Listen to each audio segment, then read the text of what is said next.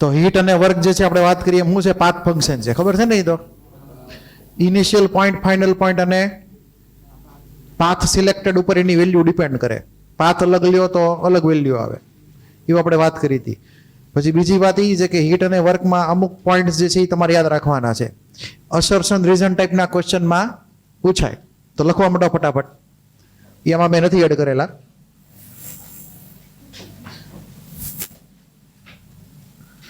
તો હીટ અને વર્કના અમુક પોઈન્ટ્સ જે તમારે લખવાના છે.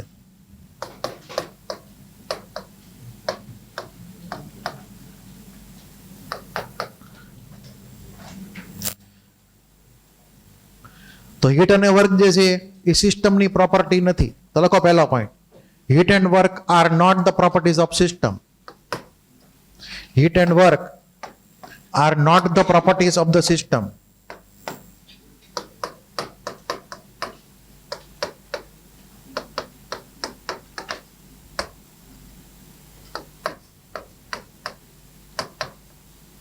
એટલે કે સિસ્ટમની જે અલગ અલગ પ્રોપર્ટી હોય, વોલ્યુમ, માસ, પ્રેશર, ટેમ્પરેચર વગેરે વગેરે, ઇન્ટરનલ એનર્જી, એન્થાલ્પી, એન્ટ્રોપી, એ બધામાં આપણે આને ઇન્ક્લુડ કરતા નથી. સિસ્ટમની પ્રોપર્ટી ન કહેવાય, બરાબર છે? એનો બીજો મતલબ એમ થયો કે સિસ્ટમ જે છે એનામાં નો હીટ હોય કે નો વર્ક હોય, બરાબર છે? System does not possess heat and work. Clear? તો લખો next point, system does not possess heat and work. આપણે એમ કહીએ કે સિસ્ટમની એન્ટ્રોપી કેટલી, તો આપણે ગોતી શકીએ. સિસ્ટમની ગોતી શકીએ ઇન્ટરનલ એનર્જી, બરાબર? સિસ્ટમને ટેમ્પરેચર હોય, સિસ્ટમને પ્રેશર હોય, એની વોલ્યુમ હોય, પણ સિસ્ટમને આગળ હીટ ન હોય, સિસ્ટમ આગળ વર્ક ન હોય. એટલું ક્લિયર? કેમ કે સિસ્ટમની પ્રોપર્ટી છે નહીં. હવે જો સિસ્ટમની પ્રોપર્ટી ન હોય તો હીટ અને વર્ક ઈ નો ઇન્ટેન્સિવ કહેવાય કે નો એક્સટેન્સિવ કહેવાય? બેમાંથી એકેય ન કહેવાય. કેમ કે આપણે એક્સટેન્સિવ ને ઇન્ટેન્સિવ કોને કીધા હતા? જે સિસ્ટમની પ્રોપર્ટી હોય ને, ડેન્સિટી માની લો કે ઇન્ટેન્સિવ, મોલારિટી માની લો કે ઇન્ટેન્સિવ, તો અમે પ્રેશર, ટેમ્પરેચર ઇન્ટેન્સિવ, પણ મોલ, માસ, વોલ્યુમ એ બધું હતું એક્સટેન્સિવ હતું. એ સિસ્ટમની પ્રોપર્ટીનું નામ આપણે પાડ્યા હતા. અને સિસ્ટમની પ્રોપર્ટી છે જ નહીં, તો નથી એક્સટેન્સિવ નથી ઇન્ટેન્સિવ. લખી નાખો next, neither extensive nor intensive. Neither extensive nor intensive. બોલો ક્લિયર? એટલે તમને AR ટાઈપનો ક્વેશ્ચન પૂછે કે heat and work are neither extensive nor intensive properties, તો રીઝન આપેલું હોય, they are not the properties of the system. તો સાચું કે ખોટું? અસર્શન એ સાચું, રીઝન એ સાચું, ને એનું કરેક્ટ સ્ટેટમેન્ટ, મતલબ એનું કરેક્ટ રીઝન એ થયું. તો આ બધા એમાં તમને એક્ઝામમાં પૂછી શકાય. તો હવે હીટ અને વર્ક આવે ક્યારે, બરાબર? તો લખો next point, heat and work appears only at the boundary.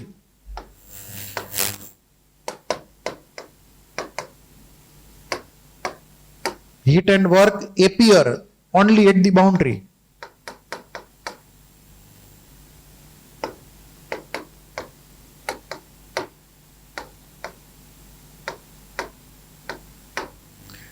Heat and work only appear at the boundary.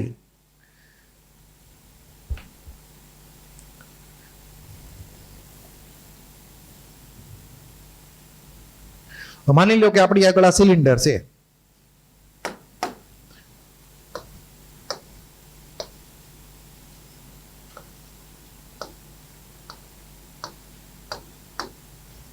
આમાં ગેસ ભરેલો છે.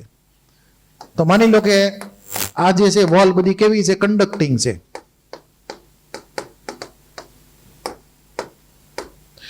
તો હીટનો આપણે ફ્લો કરાવી શકીએ બહારથી અંદર અથવા અંદરથી બહાર. તો હીટનો ફ્લો જે છે એની વચમાં કોણ આવશે? અંદર ગેસ છે ને બહાર એટમોસ્ફિયર છે. તો બેની વચ્ચે કોણ ઉભેલું છે? બાઉન્ડ્રી.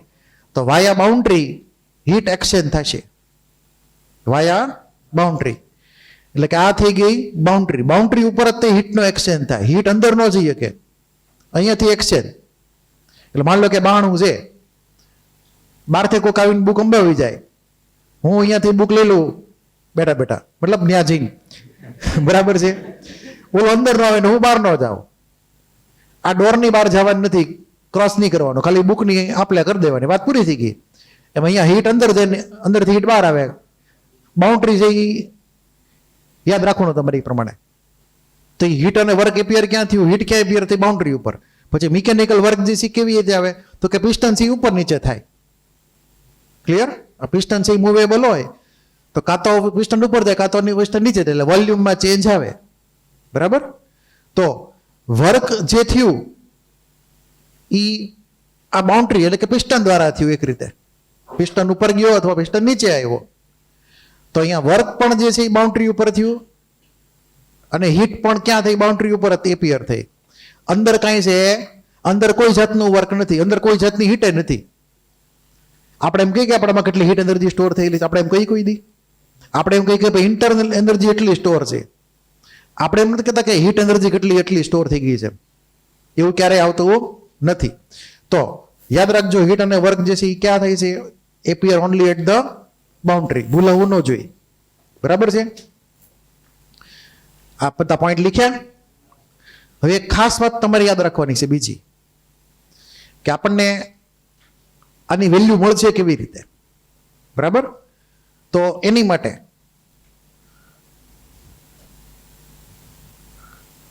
આ લખ્યું ને કે બધા ધ્યાન આપજો, ખાસ ઇમ્પોર્ટન્ટ છે બહુ. હીટ અને વર્ક આપણને મળશે કેવી રીતે? આપણે જ્યારે એન્ટ્રોપીની વાત કરી ત્યારે તમને યાદ હોય તો આપણે ટેમ્પરેચર વર્સિસ એન્ટ્રોપીનો ડાયાગ્રામ ડ્રો કર્યો હતો, યાદ હોય તો એને ફરીવાર ખાલી યાદ કરી લઈએ અને એની ઉપરથી એનું લોજિક આવશે. માની લો કે આ ટેમ્પરેચર છે, આ બાજુ એન્ટ્રોપી છે. તમને યાદ હોય તો આપણે જે થર્ડ લો એપ્લાય કર્યો એન્ટ્રોપી માટે, એમાં હું માન્યું તો અહીંયાથી આને હીટ કરતા જઈ તો એન્ટ્રોપી વધે, પછી વળી પાછી એન્ટ્રોપી કોન્સ્ટન્ટ, વળી પાછી એન્ટ્રોપી ઉપર જાય, વળી પાછી એન્ટ્રોપી કોન્સ્ટન્ટ, વળી પછી ગાડી ઉપર જાય.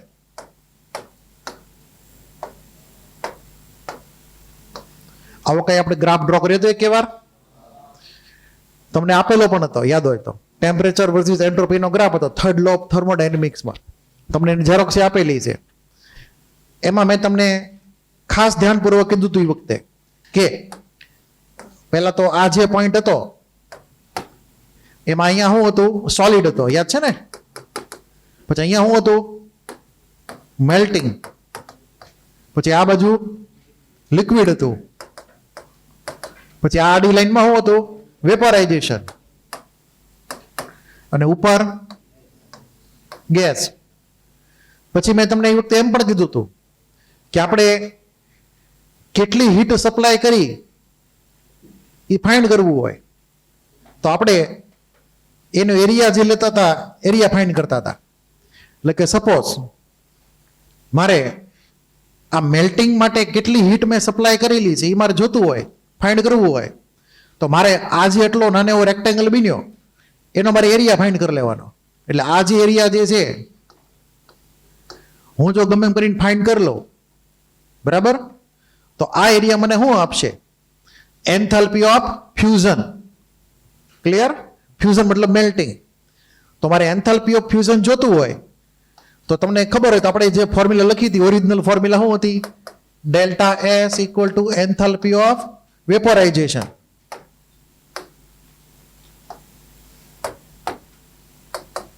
સોરી, ફ્યુઝન આવશે કે? તો enthalpy of fusion divide by એનું મેલ્ટિંગ પોઈન્ટ કેલ્વિનમાં.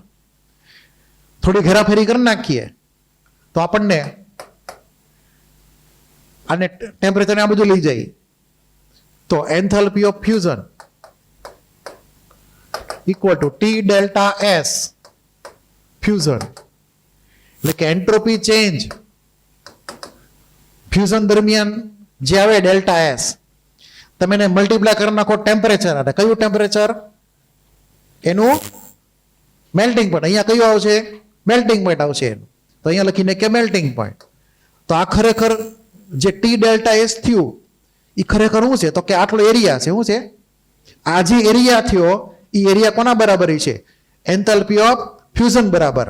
તમારે યાદી રાખવાનું છે કે આ જે એરિયા થશે, એરિયાનું મેગ્નિટ્યુડ બરાબર એ થશે એન્થાલ્પી ઓફ ફ્યુઝન.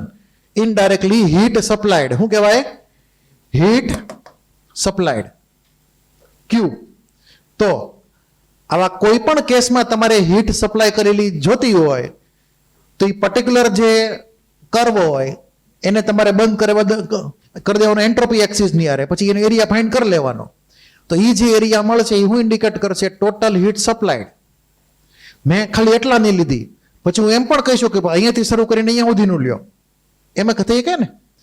તો આ બધા એરિયા આપણે ફાઇન્ડ કરી નાખીએ તો આપણને મળશે હીટ સપ્લાયડ. તો ધ્યાન રાખજો આ ફોર્મ્યુલા કઈ રીતે છે, જો ધ્યાનથી. ટી ડેલ્ટા એસ ટેમ્પરેચર કઈ જગ્યાએ છે? વાય એક્સિસ ઉપર. એન્ટ્રોપી એક્સ એક્સિસ ઉપર. તો એન્ટ્રોપી એક્સિસ હતો એનો ડેલ્ટા લીધો, ડેલ્ટા એસ, એને મલ્ટીપ્લાય કર્યું ટેમ્પરેચર ની યારે. તો આપણને શું મળી ગયું? હીટ સપ્લાયડ. પછી હું તમને એમ કહું કે ભાઈ આ લિક્વિડ જે છે એને અહીંયા સુધી ગરમ કર્યું તો એની હીટની વેલ્યુ કેટલી? તો તમે કેવી રીતે ફાઇન્ડ કરશો એ બોલો. એ કેવી રીતે ફાઇન્ડ થઈ શકે? તો અહીંયા જે એરિયા હોય કયો એરિયા ગોતવાનો? આ એરિયા ગોતવાનો. તો આ જે એરિયા થયો એ કયો એરિયા થયો? કે આપણે કોઈ લિક્વિડને એના ફ્રીઝિંગ પોઈન્ટથી શરૂ કરીને એના બોઇલિંગ પોઈન્ટ સુધી ગરમ કરીએ, ફેઝનો ચેન્જ આવવો ન જોઈએ, એની માટેની હીટ જે છે એ આપણે ગોતી શકીએ આવી રીતે એરિયા ફાઇન્ડ કરીને. તો અહીંયા ઇન શોર્ટ કોઈ પણ તમારે ક્યુ ફાઇન્ડ કરવો હોય જનરલ કેસમાં, અને જનરલ કેસ લખી નાખીએ, જનરલ કેસ એકદમ. તો Q equal to T delta S. બરાબર, ધ્યાન રાખજો. આવું નવું લોજિક આપણે એપ્લાય કરશું વર્કની અંદર. વર્ક જ્યારે ફાઇન્ડ કરવાનું થશે એ વખતે આવી રીતે પી અને વી નો ડાયાગ્રામ ડ્રો કરવાનો થશે. તો માની લો કે આપણે એક નાનો એવો કેસ લઈ લઈએ.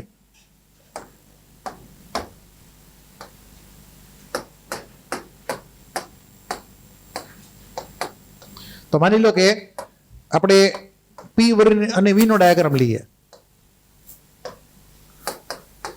પી અને વી નો ડાયાગ્રામ.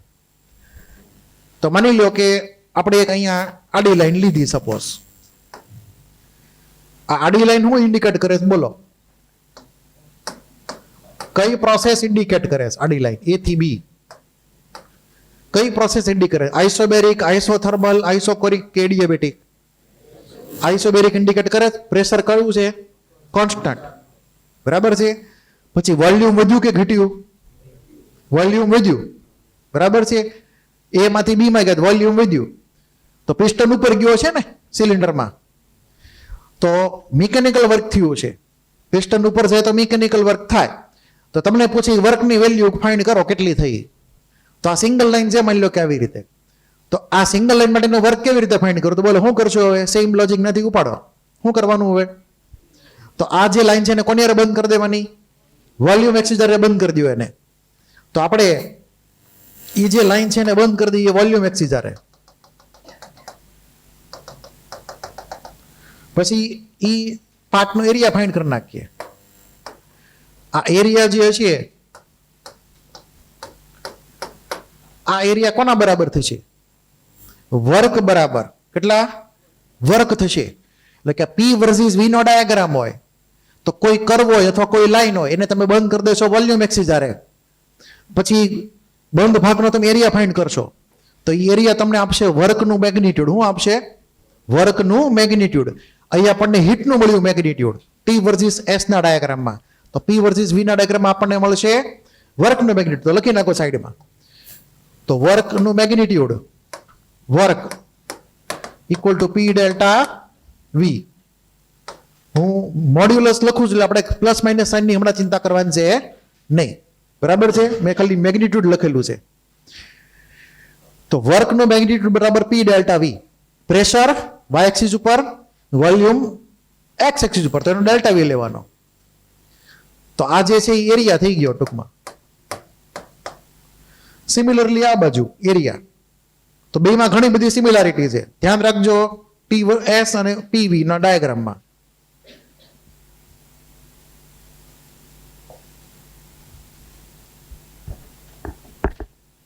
એટલે તમને અહીંયા બધા પોઈન્ટ અને પોઈન્ટ બી ની વેલ્યુ આપેલી હોય, પછી નીચેની તમને વેલ્યુ આપેલી હોય, તો તમે એનો એરિયા ઇઝીલી ગોતી શકો મેથેમેટિક્સ પ્રમાણે, તમે વર્ક ફાઇન્ડ કરી શકો. આવા દેશી ક્વેશ્ચન તમને આવડવા જોઈએ.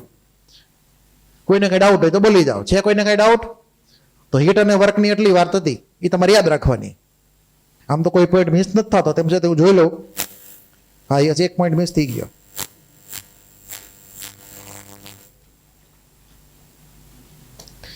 હવે આ હીટ અને વર્ક જે છે એ એકબીજાને ઇક્વિવેલન્ટ છે, બે એનર્જીના ફોર્મ છે અલગ અલગ. બરાબર? આપણે જે હમણાં થોડીક વાર પહેલા લખ્યું હતું ને, તમે લખ્યું હતું મોડ ઓફ એનર્જી ટ્રાન્સફર. એમાં એવું લખ્યું હતું કે ભાઈ હીટ એનર્જી ક્યારે ટ્રાન્સફર થાય? ટેમ્પરેચર અલગ અલગ હોય તો. અને કોને પ્રમોટ કરે? અસ્તવ્યસ્ત ગતિ, રેન્ડમ મોશનને પ્રમોટ કરે હીટ એનર્જી. જ્યારે મિકેનિકલ વર્ક જે છે એ ક્યારે એપ્લાય થાય?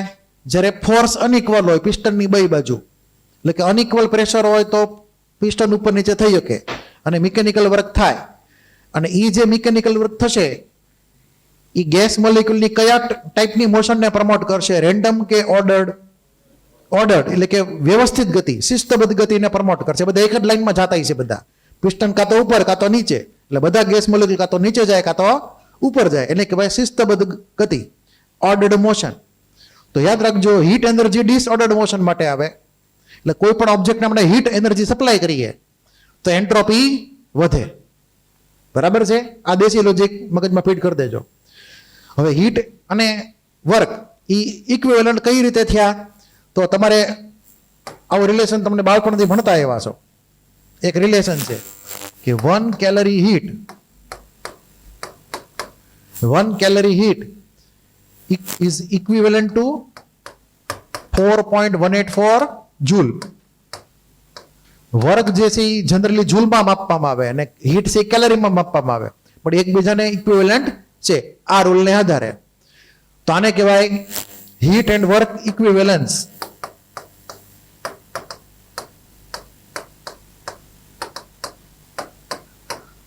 તો આટલો કટકો જે છે heat and work equivalence indicate કરે છે. યુનિટ કેલરી જૂલ બંનેની વેલ્યુ આ પ્રમાણે ઇક્વેટ કરીને યાદ રાખી લેવાની.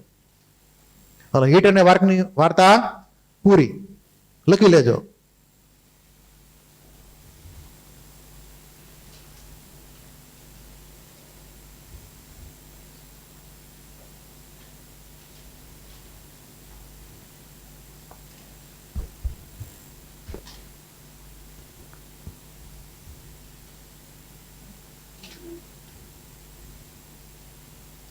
લખાઈ ગયું?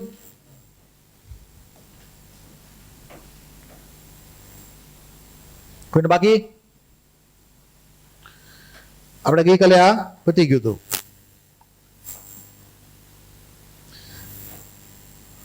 હવે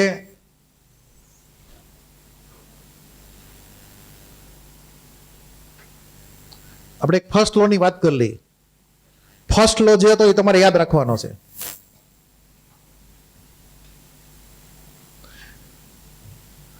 ફર્સ્ટ લો ઓફ થર્મોડાયનેમિક્સ. એની પહેલા 0 લો આવે. આપણે થર્ડ લો તો થોડો ઘણો ભણી ગયા, બરાબર? રિવર્સમાં ગાડી સ્ટાર્ટ થઈ છે. પહેલા થર્ડ ભણી ગયા, હવે 0 ભણશું, પછી 1 ને પછી 2 આવશે, બરાબર? તો 0th લો બહુ સિમ્પલ છે, હાવ સિમ્પલ. ધ્યાન આપજો.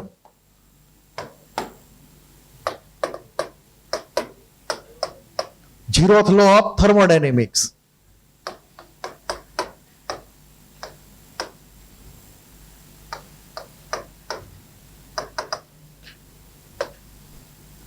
તો આની અંદર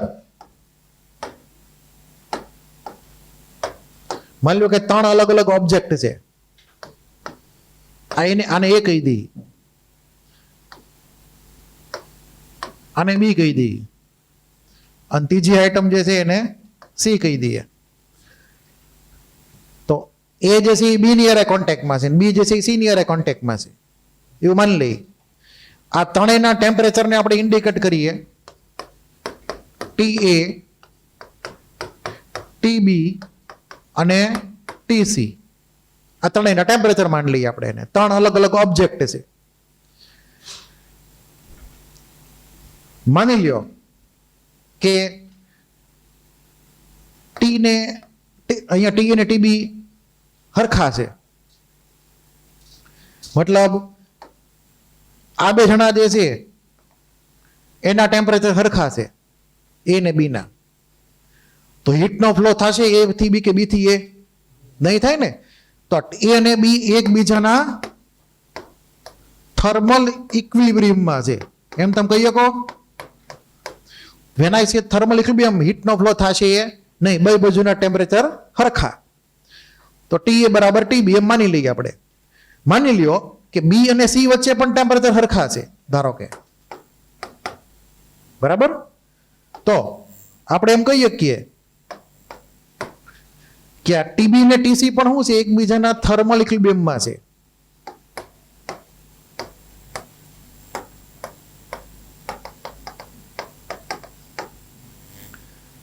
હવે એ જે છે બી નો ફ્રેન્ડ છે, બી જે સી નો ફ્રેન્ડ છે. તો as per chemistry, zero slope thermodynamics, એ ને સી ફ્રેન્ડ થયા. શું થયા? એ ને સી ફ્રેન્ડ થયા. એ નો ફ્રેન્ડ બી, બી નો ફ્રેન્ડ સી, તો એ ને સી ફ્રેન્ડ. બીજી રીતે કઈ તો એ અને બી જો થર્મલ ઇક્વિલિબ્રિયમમાં હોય, બી અને સી પણ જો થર્મલ ઇક્વિલિબ્રિયમમાં હોય, તો ઇનડાયરેક્ટલી એ અને સી પણ કેવા થઈ ગયા? થર્મલ ઇક્વિલિબ્રિયમમાં ગણ લેવાના. બરાબર છે? એટલું ક્લિયર? પણ આવું પ્રેક્ટિકલી ઘણી વાર ન થાય. માની લો કે ઇન્ડિયા છે એ અમેરિકાનો ફ્રેન્ડ ને રશિયાનો ફ્રેન્ડ, પણ અમેરિકન રશિયન બને નહીં. એ બધું તૈયાર જ હોય ક્યારે મિસાઇલ છોડી. તો જરૂરી નથી કે પ્રેક્ટિકલી દર વખતે સાચું હોય. બરાબર છે? એટલે આ બેસી લો તો ઝીરો સ્લોપ થર્મોડાયનેમિક્સ. આનું કોઈ બીજું કઈ ખાસ તમારે યાદ રાખવાનું છે નહીં, સિમ્પલ એપ્લિકેશન છે, બસ વાત પૂરી થઈ ગઈ. બરાબર? આનું કોઈ પ્રૂફ કે એવું કઈ હોય છે? નો મેથેમેટિકલ પ્રૂફ, એ સ્વીકારી લેવાનું. બરાબર? પછી આવશે એની ઉપરથી તે બીજું એક લો, જેને કહેવાય ફર્સ્ટ લો ઓફ થર્મોડાયનેમિક્સ.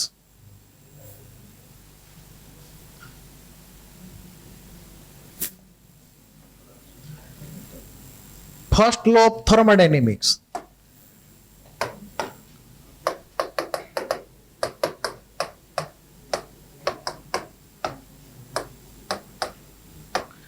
અને ટૂંકમાં કઈ ફ્લોટ, FLOT ફ્લોટ. તો ફ્લોટ જે છે ફર્સ્ટ લો ઓફ થર્મોડાયનેમિક્સ, એ એમ કહેવા માંગે છે કે ભાઈ ટોટલ એનર્જી જે છે યુનિવર્સની એ કોન્સ્ટન્ટ જ રહે. બરાબર? હવે તમે એ તો ભણી કે law of conservation of energy, ખબર છે ને? એ તો કે ટોટલ એનર્જી યુનિવર્સની કેવી રહે? કોન્સ્ટન્ટ રહે. બરાબર? એનર્જી વધે નહીં કે એનર્જી ઘટે નહીં, મતલબ કે એનર્જી ડિસ્ટ્રોય ન થાય. ટૂંકમાં એકબીજામાં ઇન્ટર કન્વર્ઝન થઈ શકે. તો જે law of conservation of energy છે એ તે ફર્સ્ટ લો ઓફ થર્મોડાયનેમિક્સ છે. એટલે સિમ્પલી કેવું હોય તો law of conservation of energy.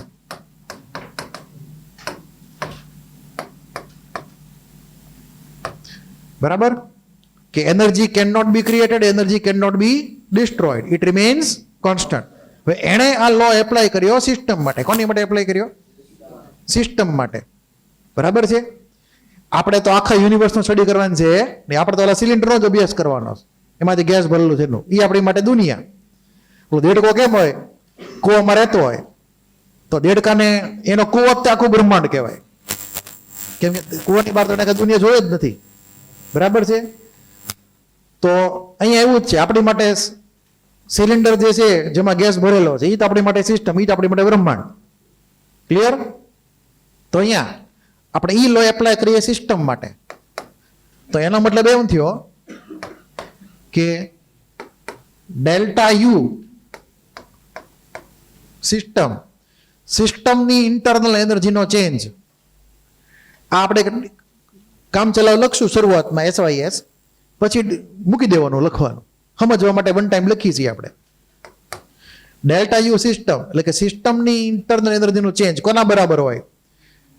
સિસ્ટમે જે હીટ એબ્સોર્બ કરી અથવા રિલીઝ કરી એની વેલ્યુ સાઇન સહિત મૂકવાની. સાઇન કન્વેન્શન થોડી કરીને વાત કરીએ.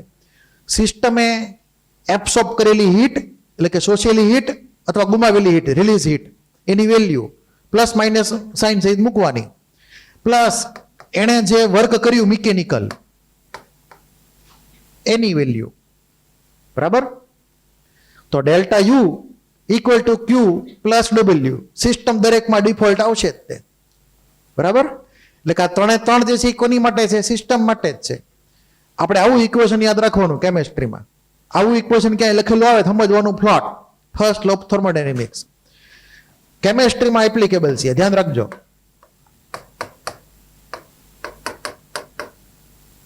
આ કેમેસ્ટ્રીમાં ફર્સ્ટ લો છે.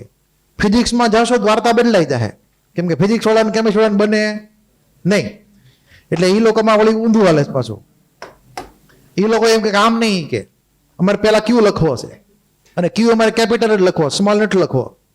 તો એ લોકો આમ લખશે Q system equal to delta U. એ લોકો ક્યારેક ક્યારેક કેપિટલ ઈ વાપરે છે યુની બદલે. ઈ કે યુ હાલ છે.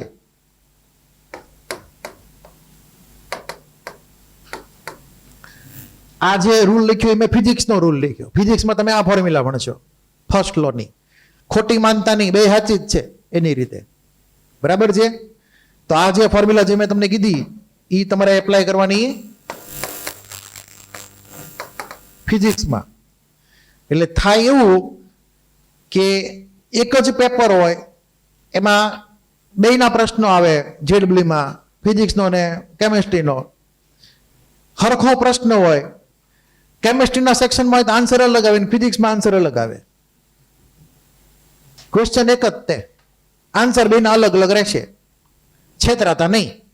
એટલે તમારે ધ્યાન રાખવાનું કે તમને આ જે ક્વેશ્ચન પૂછેલો છે એ કેમેસ્ટ્રીમાં પૂછેલો, ફિઝિક્સમાં પૂછેલો, એની ઉપરથી જવાબ અલગ અલગ આવશે. ખાસ કરીને સાઇન અલગ અલગ આવશે એની. બરાબર છે? એટલે આપણે કેમેસ્ટ્રીમાં ઉપરની ફોર્મ્યુલા એપ્લાય કરવાની છે. તમે જ્યારે ફિઝિક્સ ભણો ત્યારે આ પ્રમાણે ભણજો. પછી છેલ્લે બધું હોળી ભણે છેલ્લે હરખું થઈ જાય. ખાલી ફેર ક્યાં આવશે? સાઇનમાં ફેર આવશે. પ્લસ માઇનસની સાઇન અલગ અલગ આવશે, બાકી બધું હરખું. તો આ થઈ ગયો ફ્લોટ. આ તમારે યાદ રાખવાનું. હવે વાત કરીએ સાઇન કન્વેન્શનની, કે કયા સાઇન કન્વેન્શન એ લોકો યુઝ કરે છે કેમેસ્ટ્રીમાં અને ફિઝિક્સમાં. બરાબર છે?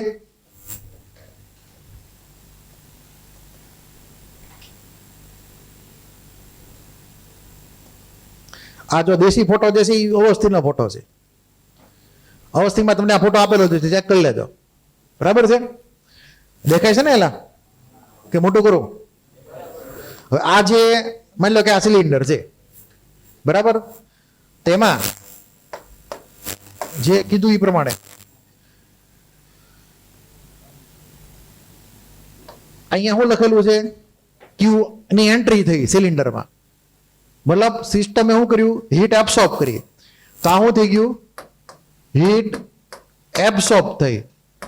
એટલે કે પ્રણાલીએ ઉષ્મા ઉર્જાનું શોષણ કર્યું, દેશીમાં કહીએ તો એન્ટ્રી અંદર છે. એટલે તો શું લખેલું છે? ક્યુ પોઝિટિવ.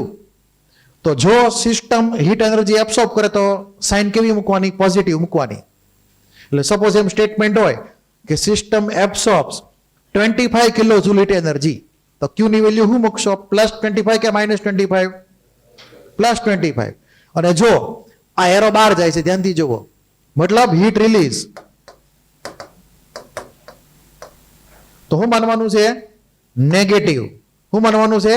નેગેટિવ. એટલે કે system release heat 25 kilo joule, તો સાઇન કેવી મૂકશો? -25.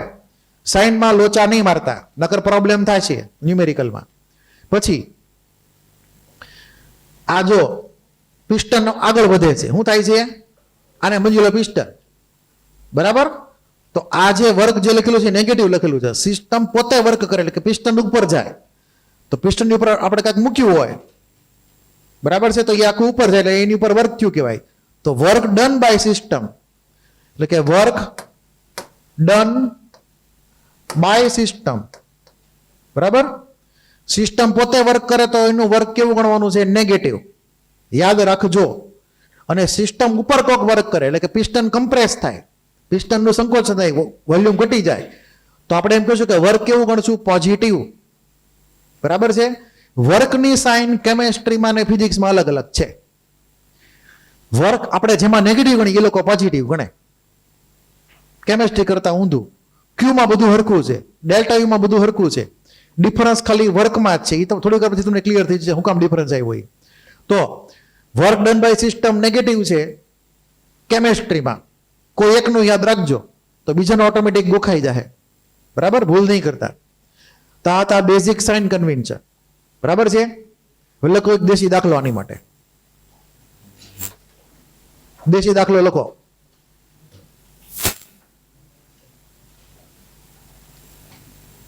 હાવ દેશી દાખલો. A system absorb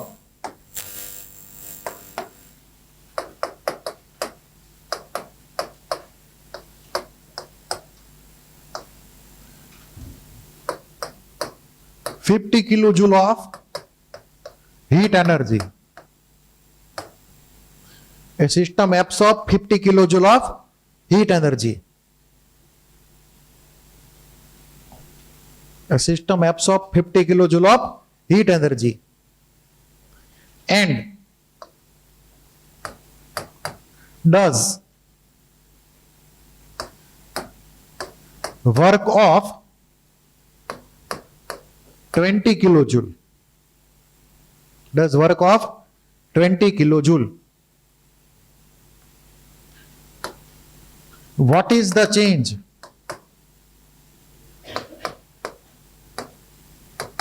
What is the change in internal energy?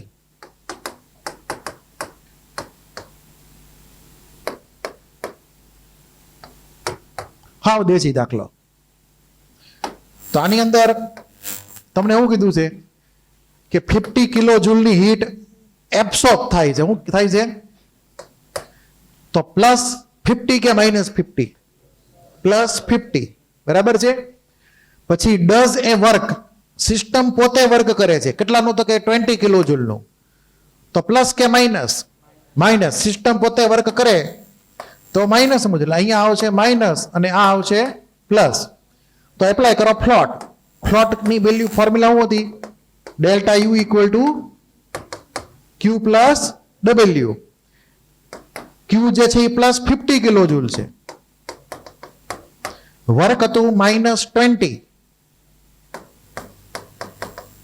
Balance થયું +30 કિલો જૂલ. એટલે કે સિસ્ટમની ઇન્ટરનલ એનર્જી 30 કિલો જૂલ જેટલી વધી ગઈ. બરાબર છે. ઇમેજિન કરો કે તમને કોઈક 50 રૂપીસ આપે,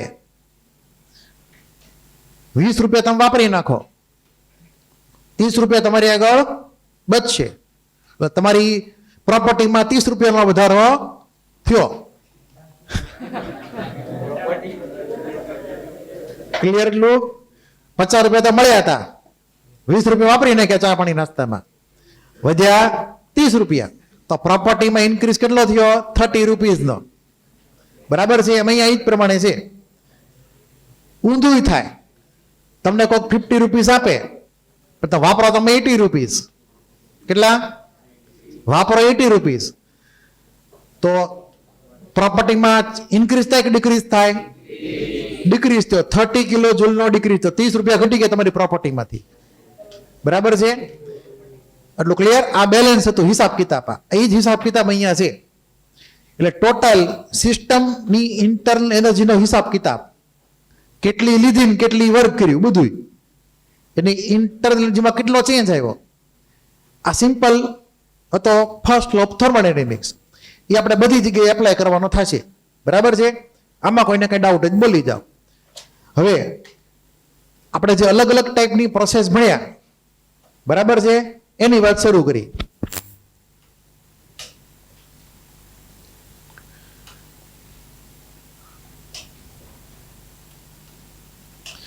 તમને આ ઝેરોક્સ આપેલી જ છે, બધાને મળી ગઈ ને આ ઝેરોક્સ કે બાકી છે? હવે આપણે જે પ્રોસેસ કરીએ છીએ બધી અલગ અલગ, આઇસોથર્મલ, આઇસોબેરિક, એ બધી અલગ અલગ પ્રોસેસ, બરાબર? એમાં બે મેનર છે, એકનું નામ પાડશું રિવર્સિબલ, બીજું નામ પાડશું ઇરરિવર્સિબલ. મેં બધા અહીંયા પોઈન્ટ લખીને બધા આપેલા છે. આ ઝેરોક્સ તમને જે આપેલી છે ખૂબ જ ઇમ્પોર્ટન્ટ ઝેરોક્સ છે. ટાઈપ પાર્ટ 1 જે છે, પાર્ટ 1, એમાં જેટલા પણ ન્યુમેરિકલ આવશે બધા, એ બધાનું આમાં લોજિક અથવા એની ફોર્મ્યુલા અથવા એનું જે કાંઈ લાગતું લાગતું યાદ રાખવું જોઈએ બધું લખી રાખ્યું છે આગળ પાછળ એક એક પેજમાં. હરખી રીતે તૈયાર કરી નાખજો તો જ તમને એના ન્યુમેરિકલ આવડશે, નકર નહીં આવડે કે ન્યુમેરિકલ. કેમ કે ઘણું બધું કોમ્પ્લિકેટેડ છે. કઈ ફોર્મ્યુલા ક્યાંય એપ્લાય કરવી, મગજનું દહીં થઈ જાય તમારું. એક એક ઝીણી ઝીણી ડિટેલ તમારે ધ્યાન રાખવાની છે આમાં, બરાબર છે? તો બે ટાઈપની પ્રોસેસ સમજવાની, મેનર, બરાબર? એક છે રિવર્સિબલ ને બીજી છે ઇરરિવર્સિબલ. ધ્યાનથી સમજજો તો તમને બધા પોઈન્ટ ક્લિયર થઈ જાય, બરાબર છે?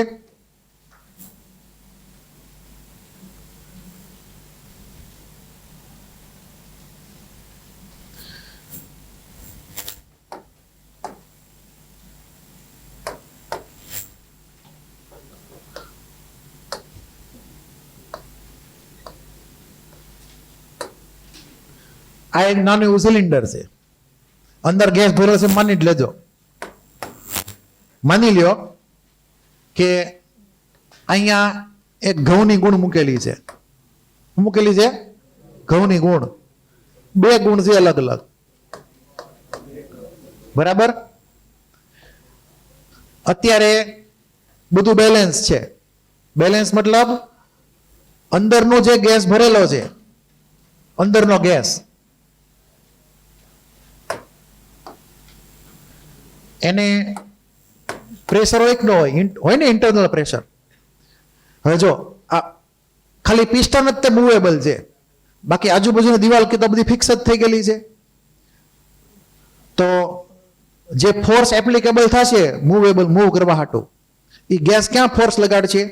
આ જે સરફેસ એરિયા હશે એ જ, એટલે એની ઉપર ફોર્સ લગાડશે. તમને ખબર છે ને ઓલું કંઈક ફોર્મ્યુલા પ્રેશર ને ફોર્સ ને બધાની? તો અહીંયા ગેસ જે છે એ ફોર્સ એપ્લાય કરશે ઉપર બાજુ જવા હાટું. ક્યાં?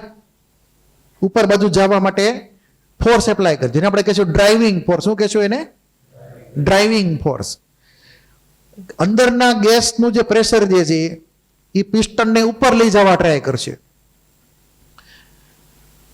એટલે કે ડ્રાઇવિંગ ફોર્સ એપ્લાય થતો છે ઉપર બાજુ. એની સાથે રિલેટેડ પ્રેશરને આપણે કહીશું ઇન્ટરનલ પ્રેશર. શું કહેશું? ઇન્ટરનલ પ્રેશર, અંદરના ગેસનું internal pressure. Is that clear? પછી આ જે ઉપર બે ઘઉંની ગુણ મૂકેલી છે એનો એ કંઈક વેટ હોય કે ન હોય, તો એ શું કરશે? એ પિસ્ટનને નીચે લઈ જવા ટ્રાય કરે છે, બરાબર? તો નીચે લઈ જવા માટે આ ડ્રાઇવિંગ ફોર્સની ઓપોઝમાં એક બીજો ફોર્સ લાગ્યો, ઓપોઝિંગ ફોર્સ. એને શું કહેશું? ઓપોઝિંગ ફોર્સ. એ પિસ્ટનને નીચે લઈ જવા ટ્રાય કરશે, અંદરનો ગેસ પિસ્ટનને ઉપર લઈ જવા ટ્રાય કરશે. બે એકબીજાને ફોર્સ કેવા કરે છે? ઓપોઝ કરે છે. તો ઉપરવાળા ફોર્સને નામ પડશે ઓપોઝિંગ ફોર્સ. ક્લિયર? તો અહીંયા જે ફોર્સ છે એ ડ્રાઇવિંગ ફોર્સ, એફ ડ્રાઇવિંગ, અને પ્રેશરને કહેશું ઇન્ટરનલ પ્રેશર. પછી અહીંયા જે ફોર્સ લાગશે એને કહેશું ઓપોઝિંગ ફોર્સ, અને જે પ્રેશર આપણે ઇમેજિન કરશું એને કહેશું એક્સટર્નલ પ્રેશર. શું કહેશું એને? External pressure. તમને એ બધાની ફોર્મ્યુલા ખબર જ છે કે F ઇક્વલ ટુ પા ને F ઇક્વલ ટુ મા. આ ખબર છે ને? કે નથી ખબર? એરિયા પિસ્ટનનો કોમન બે માટે. ક્લિયર? તો અહીંયા force, opposing force, driving force applicable છે પિસ્ટનના એરિયા એ ઉપર. તો એને પ્રેશરમાં કન્વર્ટ કરીએ કઈ આપણે? તો ઇન્ટરનલ પ્રેશર, એક્સટર્નલ પ્રેશર, અત્યારે બધું બેલેન્સ છે. શું છે? અત્યારે બધું બેલેન્સ છે, મતલબ મિકેનિકલ ઇક્વિલિબ્રિયમ છે. શું છે? મિકેનિકલ ઇક્વિલિબ્રિયમ હોય તો આ બંને ફોર્સ કેવાય છે? ઇક્વલ. એરિયા કોમન છે તો પ્રેશર ઇક્વલ. હવે ધ્યાન આપજો, આ સ્ટાર્ટિંગ સિચ્યુએશન હતી. હું આમાંથી ઘઉંનો એક દાણો લઈ લઉં, ઘઉંનો એક દાણો લઈ લઉં તો ઉપરનું પ્રેશર સહેજ એવું ઘટી જાય, સહેજ એવું ઘટે, ઘટે ને સહેજ એવું. તો પિસ્ટન સહેજ એવું ઉપર જાય, એંગસ્ટ્રોમ જેટલો, એંગસ્ટ્રોમ કે મિલીમીટર જેટલો ઉપર જાય ને સહેજ એવો, કે ન જાય? કેમ કે જેવું મેં ઘઉંનો એક દાણો લઈ લીધો, પ્રેશરનો ડિફરન્સ ક્રિએટ થઈ ગયો, એટલે સહેજ એવો પિસ્ટન ઉપર ગયો, આપણને દેખાશે એ નહીં હલ્યો એમ. પછી વળી પાછું ફરી વાર બે ઉપર નીચેના પ્રેશર હરખા, વળી પાછો ઘઉંનો બીજો દાણો લીધો, એ બહાર લઈ લીધો બહાર, વળી પાછું પ્રેશર ઘટી ગયું ઉપરવાળાનું, તો વળી પાછો સહેજ એવો પિસ્ટન ઉપર ગયો એંગસ્ટ્રોમ લેવલે. એમ રિપીટ કરે રાખો. આ બે ગુણમાં જેટલા દાણા હોય ઘઉંના એક એક કરીને ઉપાડતા જાઓ. ક્લિયર? દિવસોના દિવસો કદાચ લાગે, અથવા વર્ષોના વર્ષો લાગે, જે પ્રમાણે ઘઉંના દાણા મૂકેલા હોય એ પ્રમાણે. બરાબર છે? અને જો રેતીના કણ સમજી લ્યો, રેતીના કણ તો ભૂલી જાઓ ક્યારે પાર આવશે. મતલબ જો તમે એક એક રેતીના કણ અથવા એક એક ઘઉંના દાણા દૂર કરતા જાઓ તો ધીમે ધીમે ધીમે પિસ્ટન ઉપર આવતો જાય, ઘણો બધો ટાઈમ લાગે પ્રોસેસ પૂરી કરતા. ક્લિયર? અને દર વખતે રિલેશન જે હશે, દર વખતે આ રીતનો રિલેશન આવશે કે જો ઈ એક્સપેન્શન નો કેસ હોય, કયો કેસ હોય? એક્સપેન્શન નો કેસ હોય. બરાબર? એક્સપેન્શન એટલે કે વિસ્તરણ, પિસ્ટન ઉપર જાય એટલે વિસ્તરણ થાય. તો એવા કેસમાં એક્સટર્નલ પ્રેશર જે છે એ ઇન્ટરનલ પ્રેશર કરતા થોડુંક જ ઓછું હોય છે. કેવું હોય છે? થોડુંક જ ઓછું. બરાબર છે? એક્સટર્નલ પ્રેશર અને ઇન્ટરનલ પ્રેશર વચ્ચે થોડોક જ ડિફરન્સ છે. હવે બોલો મને આમાંથી નાનું મોટું કોણ આવી રીતે લખું તો? પી એક્સટર્નલ મોટું થયું, પી ઇન્ટરનલ મોટું થયું? મેં આવી રીતે લખેલું હોય તો પી એક્સટર્નલ નાનું થયું, ઇન્ટરનલ મોટું થયું. એટલે કે ઇન્ટરમાંથી સહેજ એવો તમે ડિફરન્સ લઈ લો, પ્રેશરનો માઇનસ કરી નાખો તો મળે એક્સટર્નલ. તો શું થાય? પિસ્ટન ધીમે ધીમે ધીમે બહુ ધીમે ધીમે ઉપર જાય. એનું રિવર્સ વિચારીએ કાંઈ? બરાબર છે? રિવર્સ મતલબ કેવી રીતે? આ ગુણની અંદર એક એક ઘઉંનો દાણો વળી પાછો મૂકતો જાઓ, પેલા બે ગુણ ખાલી કરી નાખી, વળી પછી ઊંધી શરૂ કરી, એક એક ઘઉંનો દાણો નાખતા ગયા. બરાબર? તો એક એક ઘઉંનો દાણો નાખતા જાઓ તો શું થશે? કમ્પ્રેશન થશે. કેમ કે જ્યારે ઘઉંની ગુણ ખાલી થઈ જાય ત્યારે આખે આખો પિસ્ટન ઉપર વયો જાય નવા બેલેન્સ માટે. હવે તમે જ્યારે કમ્પ્રેશનનો કેસ લેતા હો, કમ્પ્રેશન મતલબ સંકોચન, તો કમ્પ્રેશનના કેસમાં બહારનું જે પ્રેશર જે છે એટલે કે એક્સટર્નલ પ્રેશર એ થોડુંક જ વધારે હશે ઇન્ટરનલ પ્રેશર કરતા. એટલે હું લખશું પ્લસ ડીપી. હું લખશું પ્લસ ડીપી. એટલે કે ઘઉંનો એક એક દાણો પાછો ઉમેરતા જાઓ તો વળી પાછી આખી પ્રોસેસ રિવર્સ થાય, પાછો પિસ્ટન નતો ને આવી જાય, ધીમે ધીમે એડ કરતા જાવ. એટલે કે પ્રોસેસ આખી રિપીટ કરીએ કાંઈ રિવર્સમાં. હવે આ જેટલી મેં વાત કરી એમાં ઇન્ફાઇનાઇટ નંબર ઓફ સ્ટેપ થયા. કેટલા થયા? અનંત સંખ્યાના તબક્કા થયા. તો આવી જે કોઈ પ્રોસેસ હોય કે જે ખૂબ જ સ્લો કરવામાં આવે અને દર વખતે પ્રેશરનો ડિફરન્સ ખૂબ જ ઓછો હોય એક્સટર્નલ અને ઇન્ટરનલ વચ્ચે, તો આવા પ્રોસેસને કહેશું રિવર્સિબલ પ્રોસેસ. શું કહેશું? Reversible process. પ્રોસેસ ગમે ત્યારે રિવર્સ કરીએ કાંઈ સહેજ એવો ડિફરન્સમાં લાવીને પ્રેશરમાં. તો પહેલો પોઈન્ટ લખેલો છે takes place in infinite number of steps. અનંત સંખ્યાના તબક્કામાં થઈ શકે. વેરી સ્લો, ખૂબ જ સ્લો છે, રિવર્સે કરીએ કાંઈ પાછું એને. પછી પ્રેશર ઓફ ધ સિસ્ટમ એટલે કે ઇન્ટરનલ પ્રેશર અને એક્સટર્નલ પ્રેશરમાં થોડોક જ ડિફરન્સ છે, કાં તો વધારે કાં તો ઓછો, બેમાંથી કોઈ એક. એ પ્રમાણે આપણને એક્સપેન્શન કે કમ્પ્રેશન મળશે. અને ઇન્વોલ્વ છે સિરીઝ ઓફ ઇક્વિલિબ્રિયમ સ્ટેપ્સ. દર વખતે મિકેનિકલ ઇક્વિલિબ્રિયમ એસ્ટાબ્લિશ થશે અને ત્યાં પિસ્ટન અટકી જશે જઈને. થોડુંક તમે ઉપર પ્રેશર ઘટાડ્યું તો પિસ્ટન સીધું ઉપર ગયો, વળી પાછો અટકી ગયો જઈને. એટલે કે number of steps are involve in equilibrium. અને આવી રીતે જે આપણે પિસ્ટનને એક્સપાન્ડ કરાવીએ વેરી સ્લોલી, તો આપણને મળે મેક્સિમમ વર્ક. શું મળે આપણને? મેક્સિમમ વર્ક મળે આપણને. એટલે કોઈ કામ છે જે આપણે પ્રોપરલી ને ધીમે ધીમે ભણીએ કોઈ એક ચેપ્ટરને, સ્ટેડીલી સ્લોલી ધ્યાનપૂર્વક ભણીએ તો આપણને ચેપ્ટર હરખી રીતે સમજાઈ જાય. ફૂલ સ્પીડમાં ભણવું હોય તો પછી કાંઈ સમજાય નહીં. બરાબર છે? એ જ વસ્તુ અહીંયા છે કે કોઈ પ્રોસેસ વેરી સ્લોલી કરવામાં આવે નંબર ઓફ સ્ટેપ્સમાં, તો આપણને એ પ્રોસેસમાં વર્ક મેક્સિમમ મળી શકે. બરાબર છે? આ થઈ ગયું રિવર્સિબલ પ્રોસેસ. હવે ઇરરિવર્સિબલમાં શું કરવાનું? ઇરરિવર્સિબલ મતલબ અપ્રતિવર્તી. માની લો કે આ ઘઉંની ગુણ છે, એક ઘામાં આખી પહેલી ગુણ ઉપાડી લ્યો, આખી ગુણ પેલા ઘામાં ઉપાડી લો, હાલો સીધો પિસ્ટન ફૂલ સ્પીડમાં ઉપર. કેમ કે પ્રેશરનો મોટો ડિફરન્સ આવી ગયો. શું થઈ ગયું?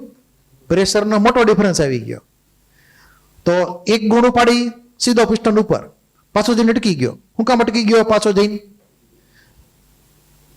અંદર બહારનું પ્રેશર કેવું થઈ ગયું? ઇક્વલ. વળી પાછી બીજી ગુણ ઉપાડી લ્યો, વળી બધા પિસ્ટન ઉપર. 2 સ્ટેપમાં બધું પૂરું, 2 સ્ટેપમાં બધું પૂરું.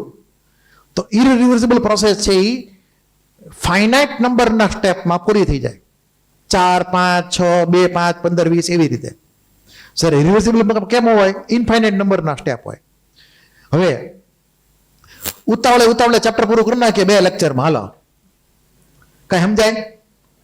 માનો કે કોઈ એક ચેપ્ટર હોય, માનો કે આને જ લઈ લઈએ, માનો કોઈને 3 લેક્ચરમાં ઉડાડી દઉં થર્મોડાયનેમિક ને, કોઈને કાંઈ સમજાવવાનું છે શું છે એ વાર્તા કાંઈ કરતા કાંઈ ન સમજાય.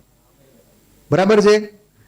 પણ અમુક મેઇન પોઈન્ટ તમે ધ્યાન રાખો કે ભાઈ એટલું ધ્યાન રાખવાનું છે, તો તમારે કાંક તો સમજ પડશે ને. ઓલું તો હાવ ઝીરો હોય છે, આમાં તો નોન ઝીરો જ આવશે, થોડું ઘણું તો સમજાશે. તો જો નંબર ઓફ સ્ટેપ્સ ઓછા કરવામાં આવે,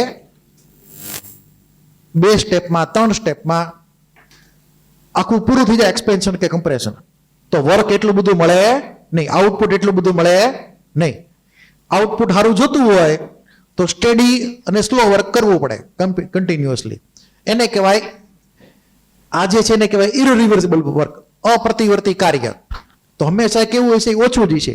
એટલે અહીંયા લખેલું છે, જુઓ અહીંયા કરેક્શન તમારે કરવાની છે. મેં તો આઈ થિંક મેં તમને કરેક્શન કરેલી જ કોપી આપેલી છે, તેમ છતાંય તે ખાલી વેરીફાઈ કરી લ્યો. આ અહીંયા મેં તમને કરેક્શન કરેલું છે, અહીંયા જો તો આઈડબલ લખેલું જોવો તો આરવી મતલબ reversible work, RV magnitude greater than work IW R, આવું લખેલું છે જોવો તમને. આ જગ્યાએ નથી લખેલું તો લખી નાખો.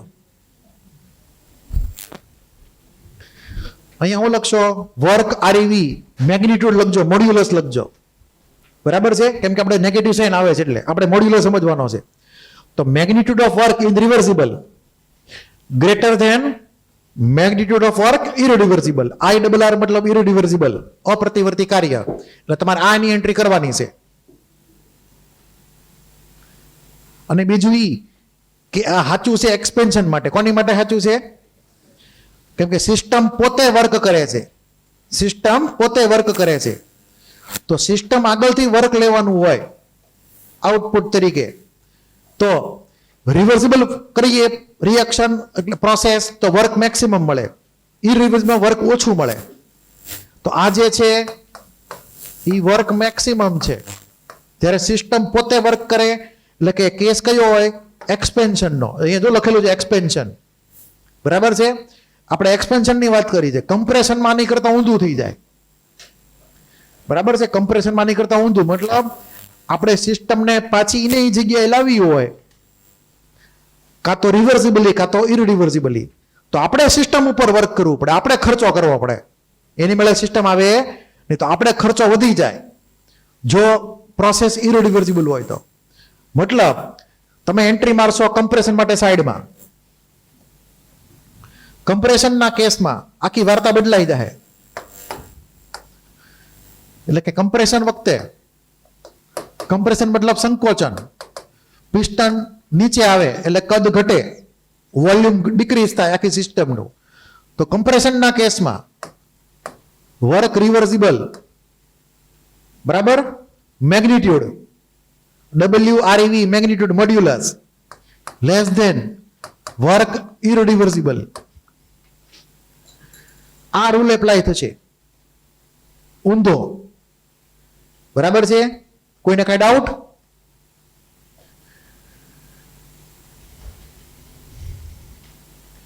અને અહીંયા આવશે વર્ક મિનિમમ.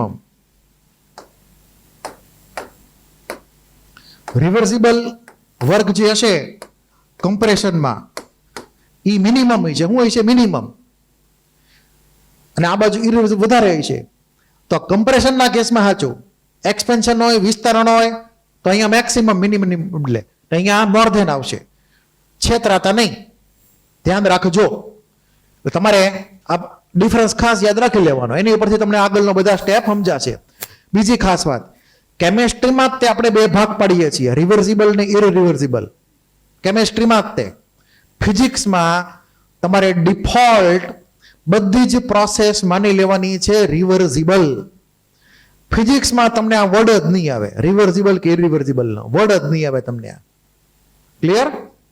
ખાલી કેમેસ્ટ્રી વાળા જ આડા હાલે છે, જાત જાતના વાંધા વચકા ઉપાડે કે આમ નહીં તેમ નહીં, પછી એક્સેપ્શન નાખે એમાં. એટલે કેમેસ્ટ્રી વાળા આડા હાલ છે. એટલે માનવાનું હું, કેમેસ્ટ્રીમાં બે ભાગ પડશે, રિવર્સિબલ કે ઇરરિવર્સિબલ. ફિઝિક્સમાં આવા કઈ ભાગ પડશે નહીં. ફિઝિક્સમાં એક જ ફોર્મ્યુલા. આપણે અહીંયા કેમેસ્ટ્રીમાં બધી બબે ફોર્મ્યુલા આવશે, રિવર્સિબલની અલગ, ઇરરિવર્સિબલની અલગ. એટલે તમને જે ટેબલ આપેલું છે બે કટકા પડેલા, ત્યાં ચેક કરજો. બધામાં કટકા પડેલા છે કે આ કટકો કોની માટે છે. એવો ફિઝિક્સમાં આ કટકા નહીં આવે. એમાં કાંઈ ચિંતા જેવું છે એટલે ફિઝિક્સનું થર્મો એ રીતે હેલું, ખાલી ન્યુમેરિકલ એના ઇન્ટિગ્રેશન વધારે આવે. આપણે ઇન્ટિગ્રેશન એટલું બધું કંઈ આવે નહીં. બરાબર? એટલે ફિઝિક્સનું થર્મો થોડુંક હેલું પડે. આમાં તમને તમારે માથાકૂટ વધી જાય. ધ્યાન રાખવાનું એક સેન્ટેન્સમાં. એક સેન્ટેન્સમાં તમે ભૂલ કરી તો દાખલો આખો ખોટો પડશે. હવે વાત કરીએ પ્રોસેસની. પહેલા વાત કરશું આપણે આઇસોથર્મલ પ્રોસેસની. તમને જો આઇસોથર્મલ લખીને આપેલું છે આખી આખું જોવો, આપેલું છે. આ બધા કટકા અલગ પાડેલા છે, વાંચ્યા હતા એક વાર? ફટાફટ આપણે પૂરું કરી નાખીએ. હવે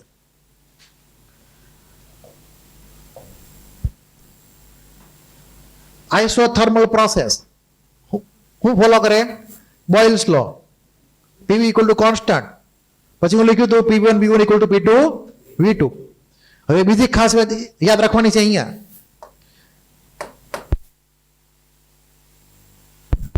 બરાબર? તો અહીંયા P by dV minus P by V થશે, plus P by V.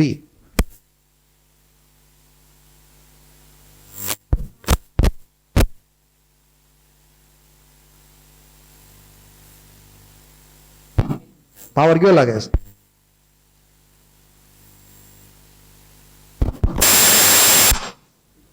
Hello, સંભળાય છે?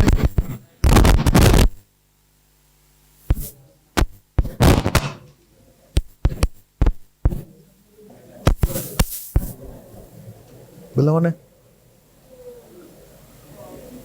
એને, કે સાંડવાળા ના બોલાવો.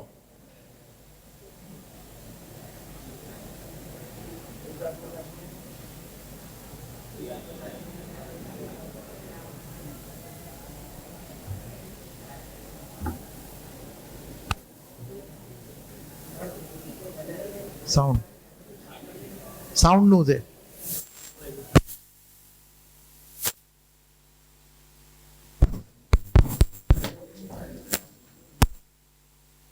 અવાજ સંભળાય છે? એલા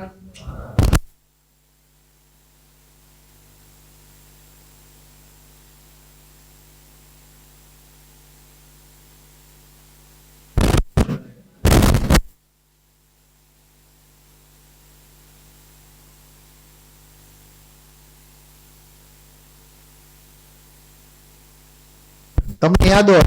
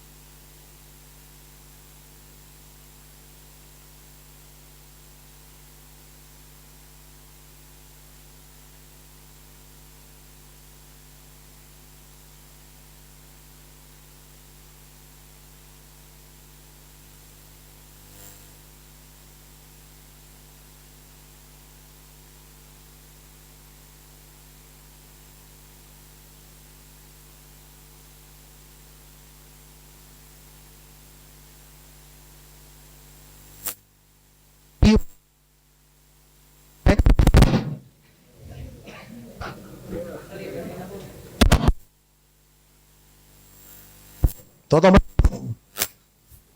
અવાજ ખોટો આવશે નહીં.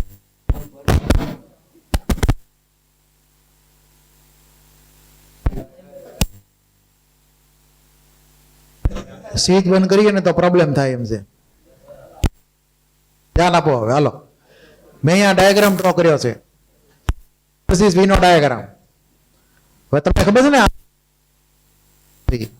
બાઇલ લોમાં કોઈ પણ હોય સ્લોપ તો આપણે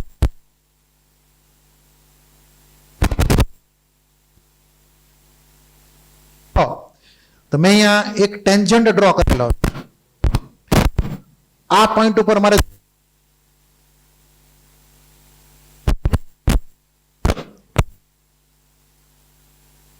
પોઈન્ટ ઉપરનું વોલ્યુમ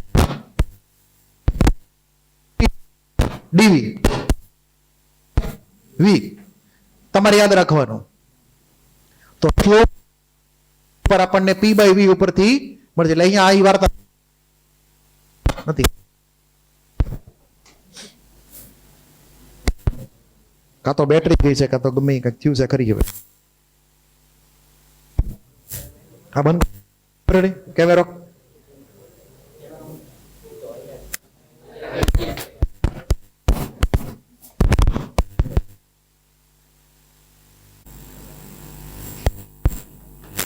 ચાલુ થઈ ગયું ને? તો શરૂ થઈ ગયું. બરાબર અવાજ આવે છે? ક્લિયર અવાજ? તમને વાત વીનો ડાયાગ્રામ પી ને વી વર્સિસ આઇસોથર્મલ પ્રોસેસ છે. રેક્ટેંગલ કોઈ પણ પોઈન્ટ ઉપરનો સ્લોપ જોતો હોય તો ડીપી બાય ડીવી એટલે કે dy by dx minus P by V. બરાબર છે? અહીંયા જે આ 45 ડિગ્રી વાળી લાઈન છે, યાદ છે ને? અહીંયા 45 ડિગ્રી એ કેટલો સ્લોપ આવે? 1 એટલે કે -1. પી અને વી કેવા હોય? હરખા હોય. તો આઇસોથર્મલ પ્રોસેસનું વર્ક ફાઇન્ડ કરવાનું છે. બરાબર? તો સ્મોલ વર્ક ડીડબલ્યુ, આપણે ડેલ્ટા ડબલ્યુ મેં તમને અગાઉ કીધેલું હતું, પણ એકવાર જાણીને જવા દેવાનું. લખવાનું હવે શું લખવાનું? DW small work. Small volume change આવે ડીવી જેટલું. બરાબર છે?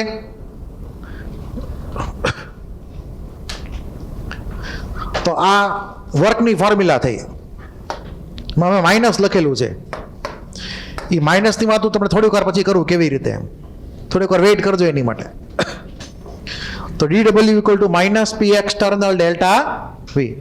આ ક્યાંથી આવી એની માટે વેઇટ કરવાનું તમારે થોડીક વાર, 5 મિનિટ. કેમ કે પહેલાં લેવાઈ ગયું ભૂલથી, એટલે એમાં આ બધું ગોઠવણ થઈ ગઈ ને આવી રીતની. એટલે તો DW equal minus P external ડીવી.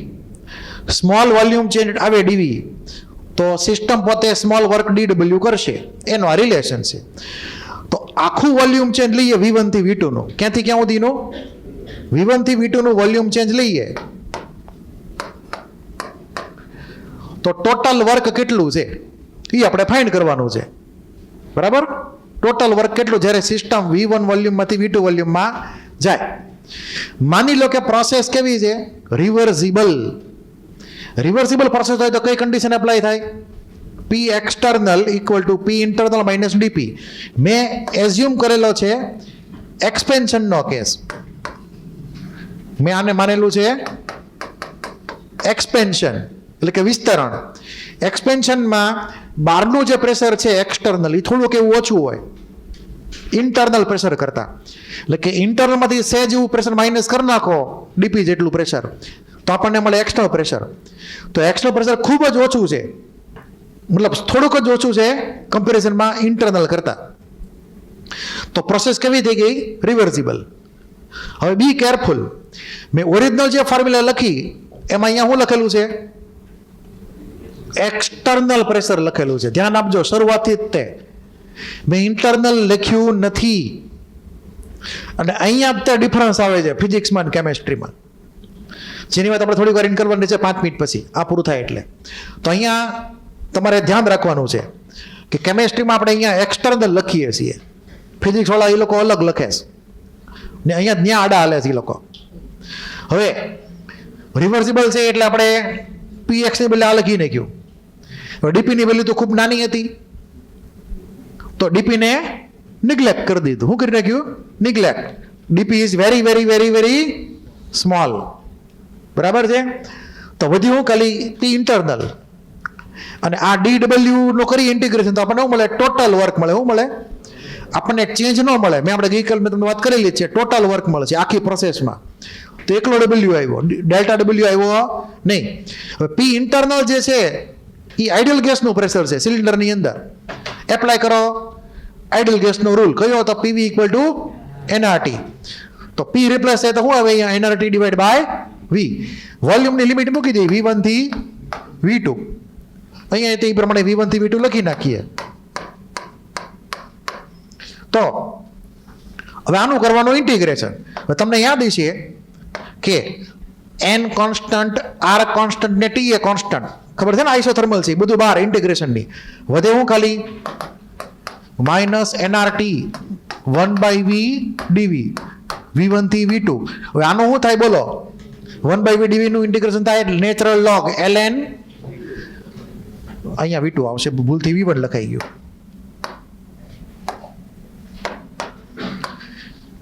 ln V2/V1 એટલે અહીંયા આપણે સીધી ફોર્મ્યુલા થઈ -nRT ln V2/V1.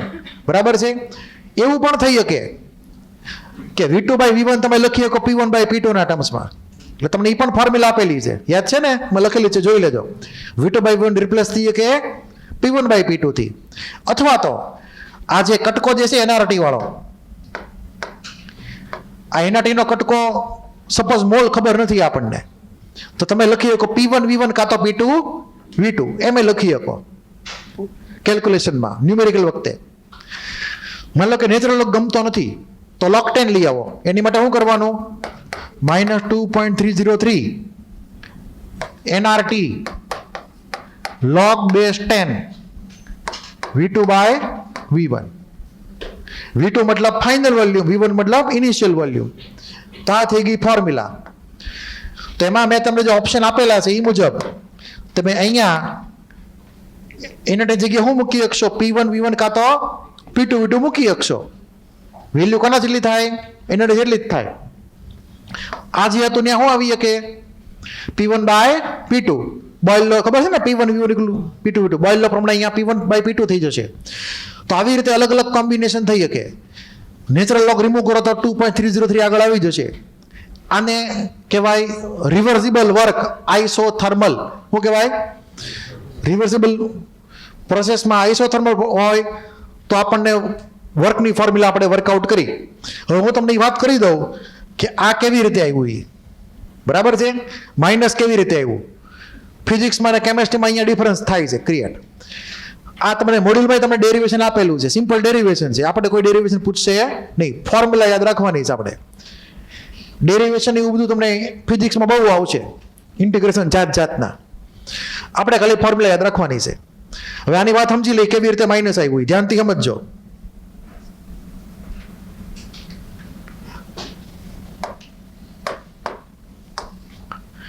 હું કામ માઇનસ આવ્યું?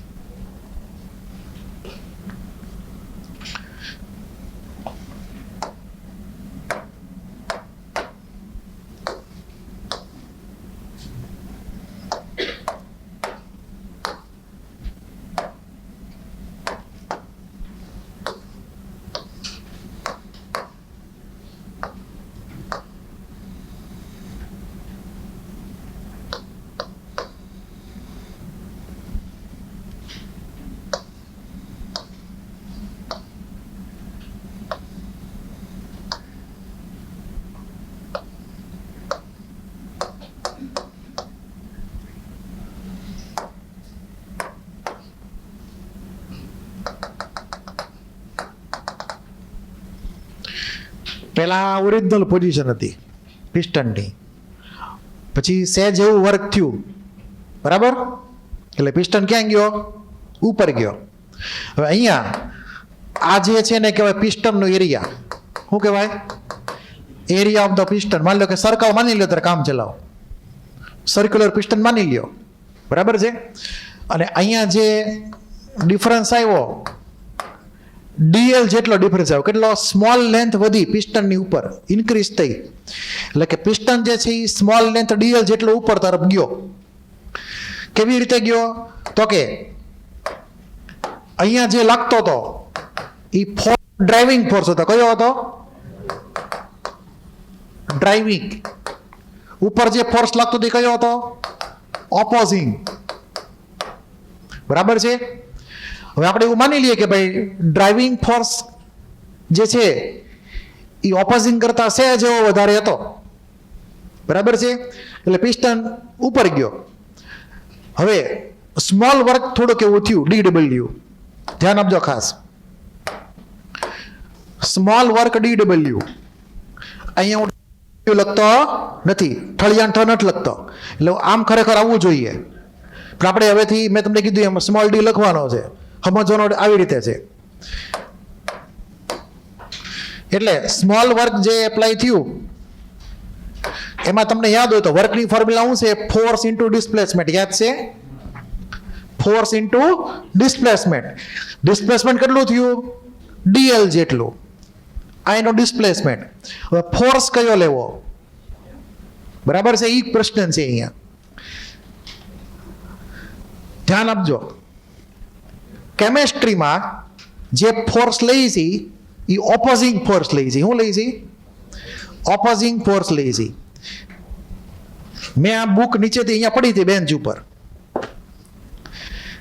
મેં આ બુક ઉપર ઉપાડી, તો મેં કયા ફોર્સને હમું આ બુકને ઉપાડી? ગ્રેવિટેશનલ ફોર્સથી અમે બુક ઉપાડી. જો એ ગ્રેવિટેશનલ ફોર્સ હોત જ નહીં તો મારે કઈ વર્ક થયું હોત? તો સામે કોઈક ફોર્સ હોય તો વર્ક થાય. એટલે કે ઓપોઝિંગ ફોર્સ જો એક્ઝિસ્ટ કરતો હોય તો જ વર્ક થાય. ઓપોઝિંગ ફોર્સ હોય જ નહીં તો વર્ક નથી થવાનો, ગમે એટલું એક્સપેન્શન થાય. ધ્યાન રાખજો. સમજણો મેં કીધી? એટલે કે જો ઓપોઝિંગ ફોર્સની પ્રેઝન્સમાં જ વર્ક થશે. જો ઓપોઝિંગ ફોર્સ 0 હોય છે તો વર્ક નહીં થાય, ગમે એટલું એક્સપેન્શન થાય તોય તે. મેં કીધું સમજાણું ને? તો કેમેસ્ટ્રીમાં આપણે લઈએ છીએ ઓપોઝિંગ ફોર્સ. ફિઝિક્સમાં એ લોકો લેસ ડ્રાઇવિંગ ફોર્સ. શું less? Driving force. Opposing force તમે લ્યો, બરાબર છે. એટલે અહીંયા હું લખું opposing force, F opposing. Force into displacement DL. હવે તમને યાદ છે કે ફિઝિક્સ પ્રમાણે તમે જુઓ તો ડાયરેક્શન ઓફ ડિસ્પ્લેસમેન્ટ ઉપર તરફ છે. ક્યાં છે? અને એપ્લાઇડ ફોર્સ એટલે કે ઓપોઝિંગ ફોર્સ કઈ ડાયરેક્શનમાં છે? નીચે તરફ. ક્લિયર? તો FD cos થીટા, એમાં થીટાની વેલ્યુ આપણે ઇમેજિન કરી લઈએ 180, તો સાઇન આવે નેગેટિવ. કઈ સાઇન આવે અહીંયા? નેગેટિવ. એટલે કે ઓપોઝિંગ ફોર્સ અને ડાયરેક્શન ઓફ ડિસ્પ્લેસમેન્ટ એ બે ઓપોઝિશનમાં છે, ઓપોઝિટ ડાયરેક્શનમાં છે, એટલે સાઇન આવી નેગેટિવ. પણ જો તમે ડ્રાઇવિંગ ફોર્સ લ્યો, કયો લ્યો? તો ડ્રાઇવિંગ ફોર્સ લીધો અહીંયા, તો ડ્રાઇવિંગ ફોર્સ ઉપર તરફ, ડિસ્પ્લેસમેન્ટ ઉપર તરફ, બે એક જ બાજુ. તો વર્ક કેવી ગણવાની? Sign positive. તો ફિઝિક્સમાં અહીંયા ડિફરન્સ ક્રિએટ થશે. બરાબર છે. ઓપોઝિંગ ફોર્સ લ્યો તો તમને ખબર છે કે અહીંયા F ઇક્વલ ટુ પા ખબર છે ને બધાને? F equal to pressure into area. તો આપણે એપ્લાય કરી દઈએ તો કયું પ્રેશર લખશું આપણે અહીંયા? P external. External pressure into area કોનો લેવાનો? આ એરિયા કોનો લેવાનો? પિસ્ટનનો. કેમ કે ફોર્સ ક્યાં એપ્લાય થાય છે? ઓપોઝિંગ પિસ્ટનની એરિયા ઉપર એપ્લાય થાય છે. બરાબર છે. તો F ઇક્વલ ટુ પા, અને આ તો DL તો છે જ તે. તો એરિયા ઇન્ટુ લેન્થ શું થઈ ગયું? વોલ્યુમ થઈ ગયું. શું થઈ ગયું? વોલ્યુમ. તો માઇનસ P એક્સટર્નલ DV. શું થઈ ગયું? આ સ્મોલ ચેન્જ ઇન વોલ્યુમ. એટલે જ્યારે અહીંયા પિસ્ટન નીચેથી સહેજ ઉપર ગયો ત્યારે વોલ્યુમ સહેજ એવું વધ્યું, તો ડીવી આવી ગયું. તો આ થઈ ગઈ ફોર્મ્યુલા જે આપણે અહીંયા લખેલી છે એ. બરાબર છે? તો આ થઈ ગઈ સિમ્પલ વર્કની ફોર્મ્યુલા.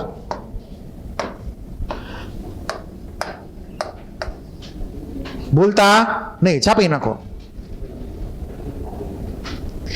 તમારે યાદ રાખો, આપણે ઓપોઝિંગ ફોર્સ જ લેવાનો છે દર વખતે, ભૂલતા નહીં.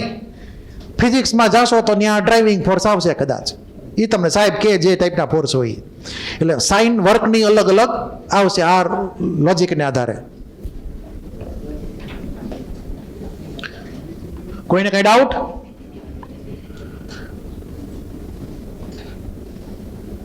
લખાઈ ગયું ને બધાને? એક તો આ વર્કની ફોર્મ્યુલા યાદ રાખજો, રિવર્સિબલ વર્કની. અને ઓરિજિનલ ક્યાંથી આવી ફોર્મ્યુલા, અહીંયા હું કામ નેગેટિવ આવી આપણે વાત પૂરી કરી.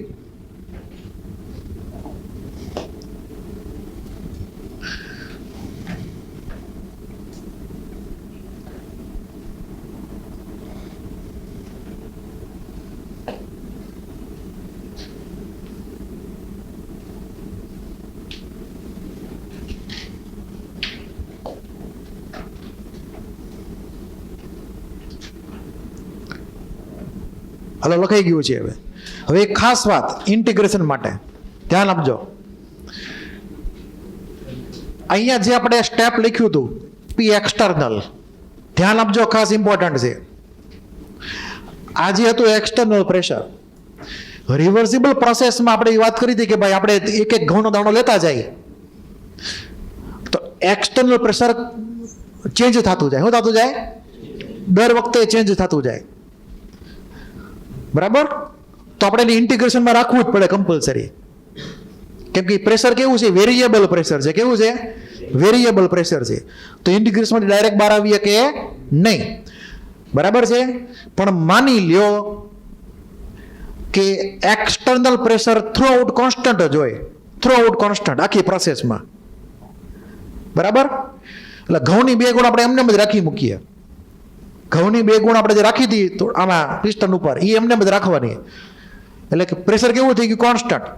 તમે હીટિંગ સપ્લાય કરશો એટલે અંદરના ગેસનું પ્રેશર વધશે હીટિંગ સપ્લાય કરવાથી. આપણે કાંઈ બહારથી હળી કરતા નથી પ્રેશરની, એક્સટર્નલ પ્રેશરની. ઇન્ટરનલ પ્રેશરમાં એની મેળે વધારો થશે હીટિંગ સપ્લાય કરતા. તો આ પી કેવું થઈ ગયું? કોન્સ્ટન્ટ થઈ ગયું. તો કોન્સ્ટન્ટ તો બહાર આવી જાય ઇન્ટિગ્રેશનની. ક્લિયર છે? તો ધ્યાન આપજો, ઇરરિવર્સિબલ પ્રોસેસ હોય, કઈ હોય? ઇરરિવર્સિબલ પ્રોસેસની અંદર પ્રેશર થ્રુ આઉટ કોન્સ્ટન્ટ હોય છે. કેવું હોય છે? કોન્સ્ટન્ટ. એટલે સીધું ઇન્ટિગ્રેશનની સીધું બહાર આવશે. ક્યાં આવશે? સીધું બહાર આવી જાય ઇન્ટિગ્રેશનની. તો ખાલી વચ્ચે હું ડીવી. એટલે કે જો પ્રોસેસ હોય ઇરરિવર્સિબલ,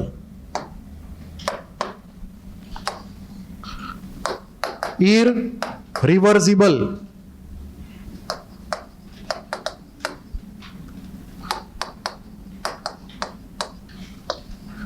કોઈ પણ પ્રોસેસ ઇરરિવર્સિબલ હોય, પછી આઇસોબેરિક હોય કે આઇસોથર્મલ હોય કે પછી એડિયાબેટિક હોય.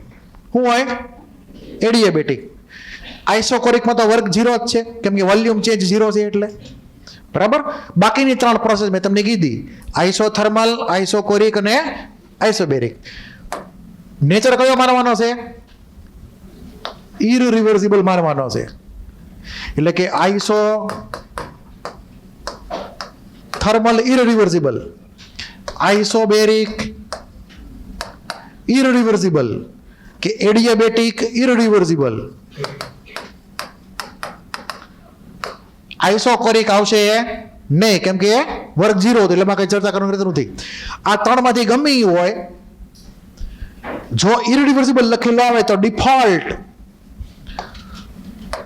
External pressure constant. કેવું થઈ ગયું?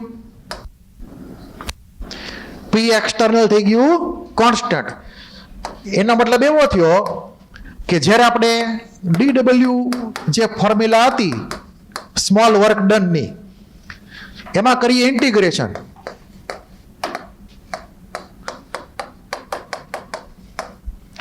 તો પી જો કોન્સ્ટન્ટ હોય તો બહાર આવી જાય ઇન્ટિગ્રેશનની, અને આ તો થઈ જાય ટોટલ વર્ક. તો W irreversible equal to minus P external, અને ડીવી નું શું થાય? Delta V. શું થઈ જાય? અહીંયા લિમિટ મૂકી દઈએ V1 થી V2 ની, બરાબર છે? એટલે અહીંયા ડીવી લિમિટ તમે સમજી લેજો, કેમ કે લખવા મારે થોડી ગળદી થઈ ગઈ છે અહીંયા, એટલે બરાબર. તો પી સીધો બહાર આવી ગયો ઇન્ટિગ્રેશનની, વધી હું ખાલી ઇન્ટિગ્રલ ડીવી, અને એનું શું થાય? V2 minus V1. એટલે કે અહીંયા આગળ લખીએ એક્સટેન્શનમાં તો minus P external V2 minus V1, એટલે કે પી ડેલ્ટા વી આવી ગયું, પી ડેલ્ટા વી. તો આ થઈ ગઈ ફોર્મ્યુલા.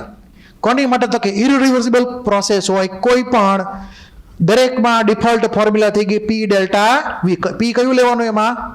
એક્સટર્નલ. ડેલ્ટા વી એટલે volume final minus volume initial, અને આગળ સાઇન કઈ મૂકશો? Negative default. મેં કીધું સમજાણું? બીજી વાત, માની લો કે V2 જે છે, V2 ફાઇનલ વોલ્યુમ ધારો કે એ નાનું છે, સપોઝ 5 લીટર, અને V1 સ્ટાર્ટિંગ વોલ્યુમ માની લો કે 10 લીટર છે, તો ડિફરન્સ કેવો આવે? -5. તો -5 અને બીજું એક આગળનો માઇનસ, કેવું થઈ ગયું? વર્ક. વર્ક થઈ ગયું પોઝિટિવ.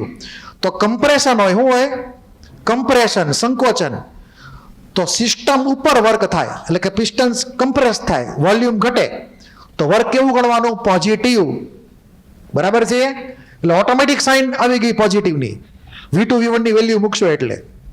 અને માની લ્યો કે એક્સપેન્શનનો કેસ હોય, V2 માની લો કે 10 છે, અને V1 માની લો કે 5 છે, એટલે કે આ ડિફરન્સ આવ્યો +5. આગળ સાઇન નેગેટિવ, તો થઈ ગયું વર્ક નેગેટિવ. બરાબર? તો સિસ્ટમ પોતે જ્યારે વર્ક કરે, પોતે જ્યારે એક્સપાન્ડ થાય, તો વર્કની લખવાની વેલ્યુ નેગેટિવ, એટલે કે work is done by the system, તો વેલ્યુ આવે નેગેટિવ. તો આ વાત હતી વર્કની. બરાબર છે? તો આ તમારે યાદ રાખી લેવાનું છે, ભૂલવાનું છે નહીં. ઓકે? બીજું, તમને યાદ હોય કે આઇસોબેરિક પ્રોસેસ, આઇસોબેરિક પ્રોસેસમાં શું હતું? પી કેવું હતું? કોન્સ્ટન્ટ. યાદ છે ને? પી હતું કોન્સ્ટન્ટ. તો આઇસોબેરિક પછીમાં રિવર્સિબલ હોય કે ઇરરિવર્સિબલ હોય? શું હોય? ફોર્મ્યુલા લાગુ પડશે, એક જ ફોર્મ્યુલા. આઇસોબેરિકમાં ડિફરન્સ નહીં થાય, રિવર્સિબલ ને ઇરરિવર્સિબલમાં ડિફરન્સ ક્રિએટ થશે એડિયાબેટિકમાં અને આઇસોથર્મલમાં, ફોર્મ્યુલા બાબતમાં. તો આઇસોબેરિકમાં તો બધા ફોર્મ્યુલા હરકી, પી ડેલ્ટા વી વર્કની ફોર્મ્યુલા. તમારે ટેબલ જે તમને આપેલા છે ઝેરોક્સમાં, એ બધા ટેબલ તમારે હરખી રીતે ધ્યાનપૂર્વક વાંચવાના. હજી 5 મિનિટ ખેંચી નાખીએ તો એક વાર્તા પૂરી થઈ જાય આપણી.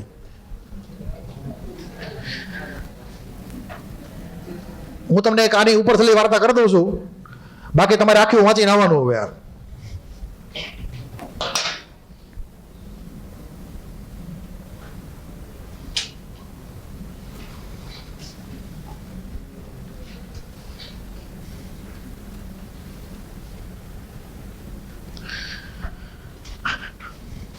આપણે આની વાર્તા જો ડેલ્ટા યુ ખબર છે ને, ફોર્મ્યુલા કઈ હતી?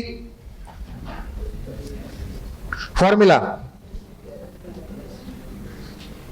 દેખાય છે છેલ્લી બેન્ચ સુધી?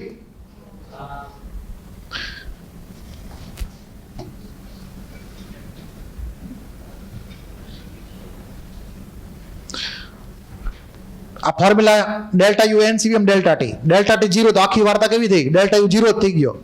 તો આઇસોથર્મલમાં ઇન્ટરનલ એનર્જી ડેલ્ટા યુ 0 આખો ફ્લોટ ખબર છે ને?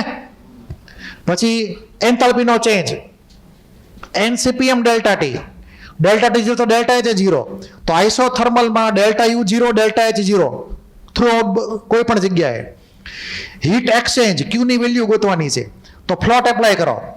તમને અહીંયા ફ્લોટ આપેલો જ છે લખીને, આ ફ્લોટ હતો. ડેલ્ટા યુ 0 તો Q equal to minus W, એટલે આ રિલેશન થઈ ગયો. ક્યુ ઇક્વલ ટુ માઇનસ ડબલ્યુ મતલબ કટ્ટર ઈમાનદાર સરકાર. શું કહેવાય? જેટલી હીટ એબ્સોર્બ કરે બધી વર્કમાં કન્વર્ટ કરી નાખે. Internal એનર્જીનો change 0. 100 રૂપિયા લીધા, 100 રૂપિયાનું જ કામ કરે, કોઈ કમિશન ન લે. ક્લિયર છે? કોઈ કટકી નહીં, કટ્ટર ઈમાનદાર સરકાર, આઇસોથર્મલ પ્રોસેસ, જરાય ભ્રષ્ટાચાર નહીં. જેટલી હીટ એબ્સોર્બ કરી બધી ક્યાં નાખવાની? વર્ક કરવામાં. બરાબર છે? કાંઈ રૂપિયો ખિસ્સામાં નાખવાનો નહીં, કેમ કે ડેલ્ટા યુ કેવો છે? 0 છે. બરાબર છે? સેમ લોજિક ઇરિવર્સિબલમાં, પણ ફોર્મ્યુલા કઈ? P delta V. બરાબર છે? અહીંયા માઇનસ એ પ્રમાણે. આની વાત પછી કરશું. પછી વર્કની તો મેં તમને ફોર્મ્યુલા વાત કરી દીધી, શું આવશે આ તમે એકવાર જોઈ લેજો. પછી અહીંયા જે V2 તેને બદલે શું મૂક્યું? NRT divide by P2. એવું તમને આવડે ને વર્કઆઉટ કરતા? આ તમને ન્યુમેરિકલમાં હેલ્પફુલ થશે હરખી રીતે. પછી ફ્રી એક્સપેન્શન, મુક્ત વિસ્તરણ. માની લો કે ઓપોઝિંગ ફોર્સ 0 હોય. શું હોય? ઓપોઝિંગ ફોર્સ 0 વેક્યુમ હોય. શું હોય? વેક્યુમ, શૂન્યાવકાશ હોય. ઓપોઝિંગ ફોર્સ 0. ઓપોઝિંગ ફોર્સ 0 તો વર્ક થાય? વર્ક થાય જ નહીં. તો વર્ક 0, ડેલ્ટા યુ 0, તો ક્યુ કેવો? 0. એટલે કે એક્સટર્નલ પ્રેશર 0 થઈ ગયું ઓપોઝિંગ ફોર્સ 0 હોવાથી. તો બધું 0, ક્યુ, ડબલ્યુ, ડેલ્ટા યુ બધું 0 થઈ ગયું. બરાબર છે? ખાસ યાદ રાખજો. આ છેલ્લો કેસ એન્ટ્રોપી વાળો. અહીંયા મેં તમને એન્ટ્રોપીની વાત કરેલી છે.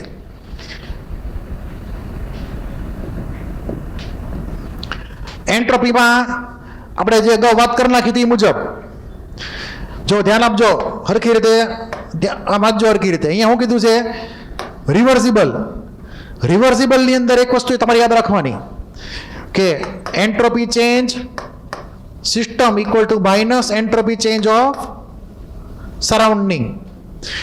જો પ્રોસેસ રિવર્સિબલ હોય તો સરાઉન્ડિંગનો એન્ટ્રોપી ચેન્જ કેટલો હશે? તો કે સિસ્ટમના ચેન્જ કરતા માઇનસમાં. ટોટલ વેલ્યુ કેવી થાય? 0. ટોટલ મતલબ ડેલ્ટા સિસ્ટમ પ્લસ સરાઉન્ડિંગનો એન્ટ્રોપીનો ચેન્જ 0.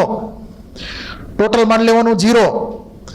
તો રિવર્સિબલમાં ડેલ્ટા એક્સ ટોટલ 0 થશે, કેમ કે સિસ્ટમનો એન્ટ્રોપીનો ચેન્જ જે હશે એની કરતાં ઓપોઝિટ ચેન્જ કોનો આવશે? સરાઉન્ડિંગનો. Look at the formulas. અહીંયા NRLN V2 V1, તો અહીંયા સરાઉન્ડિંગમાં હશે -1 V2 બાય V1. એટલે આ ફોર્મ્યુલા એપ્લાય કરી દીધી. Default formula Q by T છે. શું છે? Q બાય T સરાઉન્ડિંગ માટે. જો પ્રોસેસ ઇરિવર્સિબલ હોય તો સિસ્ટમનો એન્ટ્રોપીનો ચેન્જ એ નહીં થાય માઇનસ ડેલ્ટા એસ સરાઉન્ડિંગ કરતા. આ અલગ અલગ હશે, ન્યુમેરિકલી તે અલગ, સાઇનમાં તો અલગ છે જ તે. એટલે અહીંયા શું આવશે? મોર ધેન 0 આવશે. બરાબર? બીજી ખાસ વાત, સરાઉન્ડિંગ તમારે ડિફોલ્ટ આ ફોર્મ્યુલા તે ગણવાનું થાય છે. Q બાય T માં T લખવાનું સરાઉન્ડિંગનું ટેમ્પરેચર, Q જે હીટ એબ્સોર્બ થઈ, અને આ બે અનઇક્વલ આવશે. બરાબર? જો ફ્રી એક્સપેન્શન હોય, ફ્રી એક્સપેન્શનમાં વોલ્યુમ વધે, વોલ્યુમ વધે એટલે એન્ટ્રોપી વધે. તો જો ફોર્મ્યુલા કઈ છે? NRLN V2 upon V1. આ ત્રણેયમાં જો ફોર્મ્યુલા હરખી છે સિસ્ટમની, લુક એટ ધ વેલ્યુઝ, બધામાં ફોર્મ્યુલા હરખી. શું કામ? તો કે સ્ટેટ ફંક્શન છે. શું છે? એન્ટ્રોપી શું છે? સ્ટેટ ફંક્શન છે. ડિપેન્ડ કોની ઉપર કરે? ઇનિશિયલ ને ફાઇનલ પોઈન્ટ ઉપર. તો આ ત્રણેય જગ્યાએ ઇરિવર્સિબલ, રિવર્સિબલ કે ફ્રી એક્સપેન્શન, બધામાં ફોર્મ્યુલા એન્ટ્રોપી ચેન્જની હરખી સિસ્ટમ માટે ફરે છે. કોણ? સરાઉન્ડિંગ. સરાઉન્ડિંગ કાં તો ઇક્વલ હોય વેલ્યુમાં, કાં તો અનઇક્વલ હોય, અને કાં તો 0 પણ. અહીંયા તો 0 છે. 0 કેમ આવ્યું? તો કે હીટ એબ્સોર્બ થતી નથી. Work 0, delta U 0, Q 0. તો Q બાય Tમાં Q 0, તો ડેલ્ટા એસ સરાઉન્ડિંગ 0. પણ ફાઇનલ વેલ્યુ કેવી આવી? More than 0. તમારે આનો આખો સ્ટડી કરવાનો છે. આવતીકાલના હોમવર્કમાં આ આખું ટેબલ, આગળ પાછળનું 2 પેજ, બરાબર છે, 2 વાર લખવાનું છે. કેટલી વાર? બધી પ્રોસેસ માટે. સમજાય કે ન સમજાય લખીને આવજો. હાલો, વાર્તા પૂરી.